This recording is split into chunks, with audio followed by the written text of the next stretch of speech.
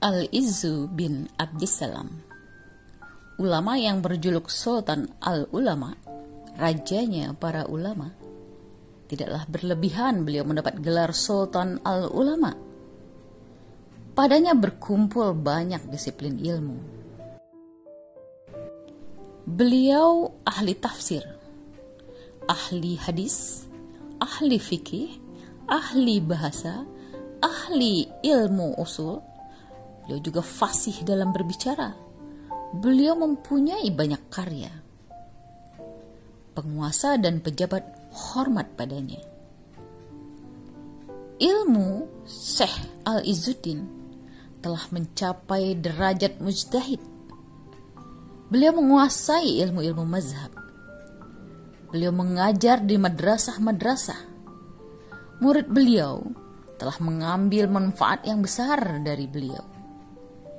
Tiap daerah meminta beliau untuk memberikan fatwa. Beliau cukup lama tinggal di Mesir. Bahkan beliau pernah menjadi qadhi di Mesir. Ilmu Izzuddin lebih banyak daripada karyanya. Sehingga penguasa pun banyak meminta maaf kepada beliau. Meminta doa kepada beliau. Bahkan meminta nasihat kepada beliau.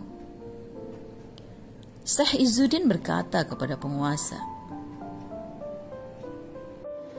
"Adapun tentang permintaan maafmu, maka aku setiap malam telah memberikan maaf pada setiap makhluk. Setiap berada di malam hari, aku telah memberi maaf terhadap kezoliman seseorang. Aku ingin pahalaku berada pada Allah, bukan pada manusia. Adapun doaku untuk Sultan, maka sesungguhnya aku sudah sering berdoa untuknya. Karena kebaikan Sultan mempunyai pengaruh pada kebaikan Islam dan orang-orang Islam. Allah mengetahui amal baik Sultan yang memberi cahaya pada wajahnya pada hari bertemu dengan Robnya. Adapun wasiat dan nasihatku kepada Sultan, maka hal ini sudah menjadi keharusan bagiku agar aku bisa menerima keberadaannya." Kemudian Sultan meminta tambahan nasihat kepada Syekh Izzuddin. Syekh Izzuddin berkata, "Sultan dalam keadaan sakit yang parah. Sementara wakil-wakilnya berzina, meminum khamar, dan melakukan perbuatan keji, membuat kebijakan bermacam-macam pajak yang memberatkan umat Islam. Amal yang paling mulia yang kita jadikan bekal untuk bertemu dengan Allah adalah menghilangkan kotoran-kotoran ini, menghilangkan pajak yang memberatkan, dan menolak segala kezaliman."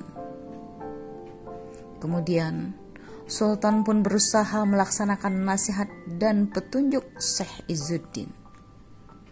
Sultan berkata, "Semoga Allah membalas agamamu, nasihatmu, dan orang-orang Islam dengan balasan yang baik, mengumpulkan aku dan engkau di surga dengan pemberian dan kemurahan Allah." Demikian hormatnya Sultan kepada Syekh Izzuddin.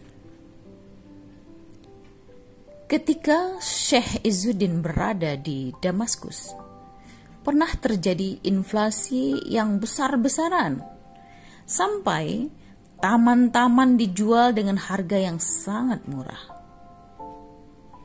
Istri Syekh Izzuddin tertarik untuk membeli satu taman. Beliau memberikan perhiasannya kepada suaminya untuk dijual dan dibelikan taman.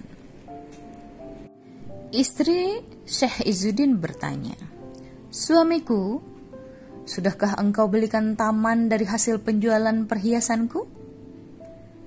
Syekh Izzuddin menjawab, "Ya, taman di surga.